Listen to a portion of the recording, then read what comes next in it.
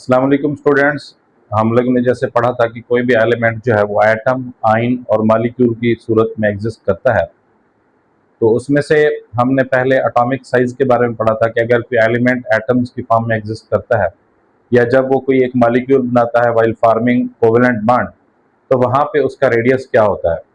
आज हम पढ़ेंगे कि अगर कोई एलिमेंट किसी आयनिक कंपाउंड के अंदर एग्जिस्ट करता है तो उसका जो आयन है, आइदर इट इज केटाइन और इट इज एनाइन, उसका रेडियस क्या होगा, जिसे हम आयनिक रेडियस कहते हैं, और कौन कौन से फैक्टर्स हैं जो उसके रेडियस के ऊपर इफेक्ट करते हैं। या जब कोई न्यूट्रल एटम किसी आयन में केटाइन या एनाइन में चेंज होता है उसके रेडियस के ऊपर क्या फर्क पड़ता है। तो हमारा जो आज का टॉपिक है वो हमारे पास है ionic radius. Ionic radius actually measure of size of an ion in crystal lattice. Ionic compound crystalline solids होते हैं और क्रिस्टल लैटिस से मुराद आपके पास एक एरे होता है जिसके अंदर केटाइन और एनाइन अपनी अपनी पोजीशंस पे मौजूद होते हैं। एक खास नंबर होता है केटाइन का जो एक एनाइन के गिर्द मौजूद होते हैं, और एक स्पेसिफिक नंबर ऑफ एनाइन जो होते हैं वो एक केटाइन के गिर्द मौजूद होते हैं। तो इस तरह से आपके पास वो जो एक एरे बनता है उसको क्रिस्टल लैटिस पढ़ते हैं या क्रिस्टल लैटिस बोलते हैं। जब हमारे पास क्रिस्टलाइन सॉलिड्स हम पढ़ेंगे तो वहां पे हम यूनिट सेल और क्रिस्टल लैटिस के बारे में भी डिस्कस करेंगे। तो बहरहाल किसी क्रिस्टल लैटिस के अंदर अगर किसी एलिमेंट का केटाइन या एनाइन मौजूद है तो उस केटाइन या एनाइन के जो साइज है उसके मेजरमेंट को हम कहते हैं आयोनिक रेडियस। ये होता क्या है? It is distance from the nucleus of an ion to the outer most electron shell is called ionic radius. जो किसी भी एलिमेंट के आयन का जो न्यूक्लियस से उसके वैलेंस इलेक्ट्रॉन का जो शेल है या वैलेंस इलेक्ट्रॉन शेल है उस तक का जो फासला होता है उसको हम क्या कहते हैं? उसके रेडियस बोलते हैं। यहाँ पे मैंने एग्जांपल दी है, जैसे लिथियम पॉजिटिव है। लिथियम पॉजिटिव के अंदर सिर्फ 2 इलेक्ट्रॉन होते हैं। लिथियम के अंदर 3 इलेक्ट्रॉन होते हैं, लेकिन ये क्या करता है? एक इलेक्ट्रॉन लूज करता है और वहां से लिथियम पॉजिटिव बनाता है। अब ये केटाइन है तो इसके न्यूक्लियस से इसके आखिरी इलेक्ट्रॉन शेल, इसका पहला ही इलेक्ट्रॉन शेल इसका आखिरी इलेक्ट्रॉन शेल होगा, क्योंकि इसके पास सिर्फ 2 इलेक्ट्रॉन रह जाएंगे। तो वहां तक का जो डिस्टेंस है वो उसका आयनिक रेडियस कहलाएगा।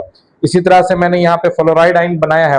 अब फ्लोराइड आयन के न्यूक्लियस और उसके आखिरी इलेक्ट्रॉन शेल, दूसरा इलेक्ट्रॉन शेल उसका आखिरी इलेक्ट्रॉन शेल होगा, तो इनके दरमियान में जो डिस्टेंस होगा वो डिस्टेंस आपके पास आयनिक रेडियस कहलाता है। तो आपके पास आयनिक रेडियस को मेजर करने के लिए जो हम यूनिट इस्तेमाल करते हैं वो पिकोमीटर हो सकते हैं जिसको हम पीएम से जाहिर करते हैं, या एंगस्ट्रॉम हो सकते हैं जो आपके पास A0 से हम इसको जाहिर करते होते हैं। तो ये आपके पास यूनिट्स हैं जो हम आयनिक रेडियस की मेजरमेंट में इस्तेमाल करते हैं। जैसे मैंने यहाँ पे मिसाल दी है आपके पास कि आपके पास लिथियम का जो आपके पास जो है आयन रेडियस है तो आपके पास 60 पिकोमीटर है। सोडियम का जो आयन है वो 95 पिकोमीटर है। तो यहाँ पे मैंने यूनिट पिकोमीटर इस्तेमाल किया है उनके रेडियस को डिस्क्राइब करने के लिए। अब जैसे हमने देखा कि आपके पास कुछ एटम्स ऐसे होते हैं जो इलेक्ट्रॉन लूज करते हैं और केटाइन बनाते हैं, और कुछ एटम्स ऐसे होते हैं जो इलेक्ट्रॉन गेन करते हैं और एनाइन बनाते हैं। तो केटाइन जब बनता है किसी न्यूट्रल एटम से उसके साइज के ऊपर क्या असर पड़ता है, या जब कोई एटम इलेक्ट्रॉन गेन करते हैं उससे एनाइन बनता है उससे उसके साइज के ऊपर क्या फर्क पड़ता है, तो हम उसको अब देखते हैं। तो पहले मैंने यहाँ पे लिखा है size of cation. When an atom loses one or more electron to become a cation, it generally becomes smaller than neutral atom.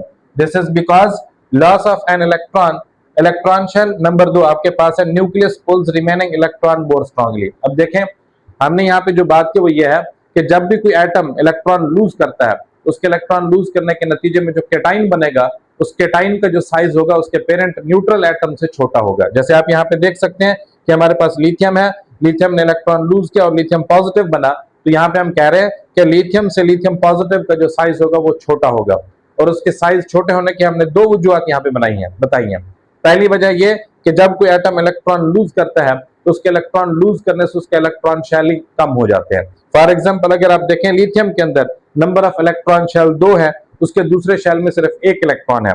जब ये वो अपना एक इलेक्ट्रॉन लूज करता है तो उसका वो इलेक्ट्रॉन शेल ही खत्म हो जाता है और आपके पास उसका साइज कम हो जाता है।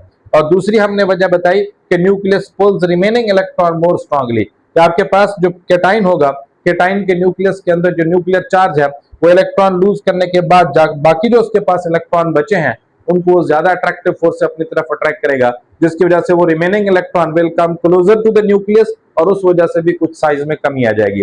इस तरह से 2 फैक्टर हैं जो किसी केटाइन को उसके पेरेंट न्यूट्रल एटम से छोटा बना देते हैं। पहला फैक्टर कि loss of electron may lead to the loss of electron shell, कि जब आप किसी एटम में से इलेक्ट्रॉन निकालते हैं तो हो सकता है कि उसका इलेक्ट्रॉन शेल ही खत्म हो जाए और number of electron shall come होने की वजह से उसका साइज कम हो जाएगा।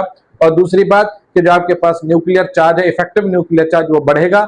इफेक्टिव न्यूक्लियर चार्ज बढ़ने से वो रिमेनिंग इलेक्ट्रॉन, जो बाकी बच जाने वाले इलेक्ट्रॉन है, उनको ज्यादा अपनी तरफ अट्रैक्ट करेगा और उस ज्यादा अट्रैक्शन की वजह से उसका आपके पास साइज कम हो जाएगा। नंबर 2 पे हमारे पास है साइज ऑफ एनाइन। एनाइन तब बनता है when an atom gains one or more electron to become anion. जब एक एटम एक से ज्यादा इलेक्ट्रॉन लेता है तो तब आपके पास वो एनाइन बनता है। और जब वो एनाइन बनता है, it generally becomes larger than neutral parent atom. तो अपने पेरेंट एटम जहां से बना है न्यूट्रल एटम, उससे बड़ा हो जाता है। और उसकी यहाँ पे हमने 2 वजूहात लिखे। This is because addition of electron increases electronic repulsions. Number 2, nuclear attractive force जो होती है आपके पास डिक्रीज हो जाती है। अब इसका मतलब क्या है? मतलब यह है कि जब आप देखें फ्लोरीन के एटम की हमने यहाँ पे मिसाल दी है, तो फ्लोरीन के एटम के वैलेंस शेल के अंदर 7 इलेक्ट्रॉन है। याद रखिए कि जितने पेयर ऑफ इलेक्ट्रॉन ज्यादा होंगे वैलेंस शेल में, उतना एक पेयर और दूसरे पेयर के दरमियान में रिपल्शन ज्यादा होगी। अगर हम फ्लोरीन के न्यूट्रल एटम में देखें तो यहाँ पे आपके पास 3 जगहों पे आपको पेयर्ड इलेक्ट्रॉन नजर आते हैं और एक इलेक्ट्रॉन आपको अनपेयर्ड नजर आता है। लेकिन जब ये एक इलेक्ट्रॉन गेन करता है और इलेक्ट्रॉन गेन करने से फ्लोरीन एटम से फ्लोराइड आयन में चेंज होता है, तो इसके वैलेंस शेल के अंदर 4 पेयर ऑफ इलेक्ट्रॉन हो जाते हैं। अब चूंकि पेयर ऑफ इलेक्ट्रॉन बढ़ गए, तो लिहाजा आपके पास एक पेयर ऑफ इलेक्ट्रॉन और दूसरे पेयर ऑफ इलेक्ट्रॉन के दरमियान में जो रिपल्शंस थी, वो रिपल्शंस बढ़ जाएंगी। रिजल्टेंटली क्या होगा कि पेयर ऑफ इलेक्ट्रॉन दूसरे पेयर ऑफ इलेक्ट्रॉन से दूर होगा। जब वो एक दूसरे से दूर होंगे, they will go away from the nucleus. वो न्यूक्लियस से भी दूर हो जाते हैं। अब जब वो न्यूक्लियस से दूर हो जाएंगे, तो न्यूक्लियस और वैलेंस इलेक्ट्रॉन के दरमियान में फासला बढ़ेगा और एनाइन का साइज पेरेंट न्यूट्रल एटम के निस्बत बड़ा हो जाता है।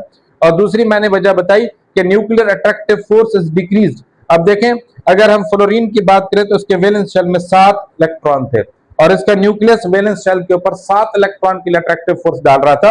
लेकिन जब उसने इलेक्ट्रॉन गेन किया, तब उसी न्यूक्लियस को 8 इलेक्ट्रॉन को अपनी तरफ अट्रैक्ट करना है। तो हर इलेक्ट्रॉन वैलेंस इलेक्ट्रॉन के ऊपर न्यूक्लियस की तरफ से अट्रैक्टिव फोर्स कम हो जाती है, जिसकी वजह से वैलेंस शेल के इलेक्ट्रॉन न्यूक्लियस से थोड़ा और दूर हो जाते हैं और जिस वजह से क्या होता है, साइज में इजाफा हो जाता है। तो हम कह सकते हैं कि किसी भी एनाइन का जो साइज होता है वो उसके पेरेंट न्यूट्रल एटम से बड़ा होता है। और उसकी बड़े होने की 2 वजूहात हैं कि जो हमने एक इलेक्ट्रॉन ऐड किया, उस इलेक्ट्रॉन ऐड करने से number of paired electron valence shell में बढ़ गए और उनकी वजह से इंटर इलेक्ट्रॉनिक रिपल्शंस बढ़ गई।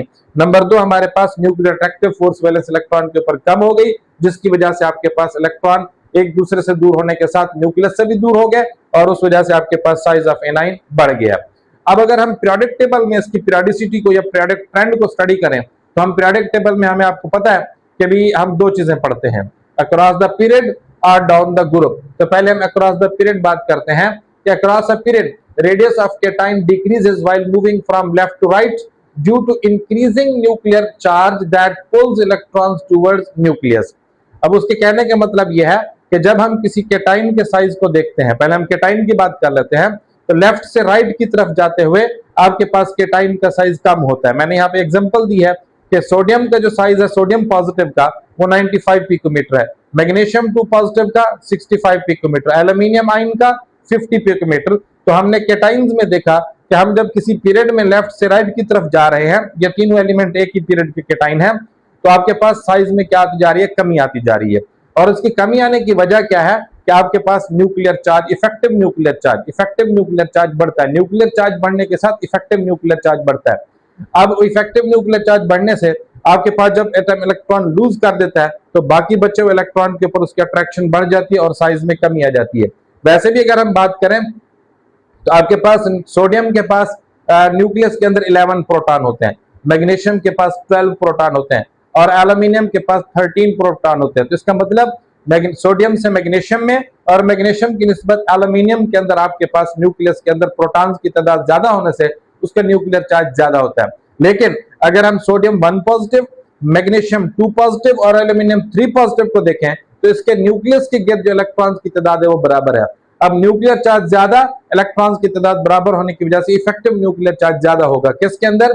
एल्यूमिनियम के अंदर, जिसकी वजह से उसका साइज सबसे छोटा होगा इन तीनों की निस्बत। तो इसलिए हम कहते हैं कि while moving from left to right in a period, size of cation goes on decreasing, और उसकी वजह ये होती है कि उसका न्यूक्लियर चार्ज या इफेक्टिव न्यूक्लियर चार्ज बढ़ता चला जाता है। जबकि अगर हम एनाइंस की बात करें तो एनाइन का साइज भी रिड्यूस होता है while moving from left to right। क्यों? क्योंकि वहां पे भी जैसे हमने एटॉमिक साइज में पढ़ा था कि लेफ्ट से राइट की तरफ जाते हुए न्यूक्लियर चार्ज बढ़ता है, तो जैसे न्यूट्रल एटम आपके पास लेफ्ट से राइट की तरफ जाते हुए क्या होते हैं, उनके साइज में कमी आती है, वैसे उनके आयंस में भी साइज में कमी आती है। तो हम देख सकते हैं कि नाइट्रोजन जैसे आपके पास ऑक्सीजन से बड़ा है और ऑक्सीजन फ्लोरीन से बड़ा है, हम कह सकते हैं कि नाइट्रोजन से ऑक्सीजन, ऑक्सीजन से फ्लोरीन की तरफ जाते हुए जैसे साइज में कमी आती है, वैसे नाइट्राइड आयन से ऑक्साइड आयन और ऑक्साइड आयन से फ्लोराइड आयन की तरफ जाते हुए भी साइज में कमी आती है। और उसकी वजह क्या है? उसकी वजह यह है कि नाइट्रोजन की निस्बत ऑक्सीजन में और ऑक्सीजन की निस्बत फ्लोरीन के अंदर या फ्लोराइड आयन के अंदर जो आपके पास क्या होगा, न्यूक्लियर चार्ज होगा, वो आपके पास ज्यादा होगा। और ज्यादा न्यूक्लियर चार्ज की वजह से वो आपके पास क्या करता है, ज्यादा इफेक्टिव न्यूक्लियर चार्ज की वजह से इलेक्ट्रॉन्स को अपनी तरफ पुल करता है, जिसकी वजह से उनके साइज में कमी आ जाती है। जब हम डाउन दी ग्रुप बात करते हैं तो वहां पे आपके पास साइज ऑफ केटाइन हो या साइज ऑफ एनाइन हो, वो आपके पास टॉप टू बॉटम बढ़ता है। और उसकी वजह बिल्कुल वैसी सेम है जैसे हमने एटॉमिक रेडियस में पढ़ी थी। तो टॉप टू बॉटम आते हैं, पीरियड नंबर चेंज होता है, number of electron shall change होते हैं और इस तरह से चेंज होते हैं कि नंबर ऑफ इलेक्ट्रॉन शेल बढ़ते हैं और नंबर ऑफ इलेक्ट्रॉन शेल बढ़ने की वजह से उनके साइज में इजाफा होता है। अब वो चाहे केटाइन हो चाहे एनाइन हो, तो number of increase in number of electron shell. और दूसरी बात यह कि आपके पास जो डिस्टेंस होता है बिटवीन वैलेंस इलेक्ट्रॉन और न्यूक्लियस वो ज्यादा हो जाता है, जिसकी वजह से nuclear attractive force valence electron पे कम हो जाती है, इलेक्ट्रॉन और ज्यादा न्यूक्लियस से दूर हो जाते हैं, जिसकी वजह से साइज में इजाफा हो जाता है। अब हमने यहाँ पे एग्जांपल केटाइन की भी ली है, एनाइन की भी ली है। केटाइन के लिए मैंने अल्कली मेटल्स की मिसाल दी कि जैसे देखें लिथियम से सोडियम बढ़ा है, सोडियम से पोटाशियम बढ़ा है और पोटाशियम से रुबिडियम बढ़ा है, ये हम लोगों ने एटॉमिक साइज में पढ़ा था।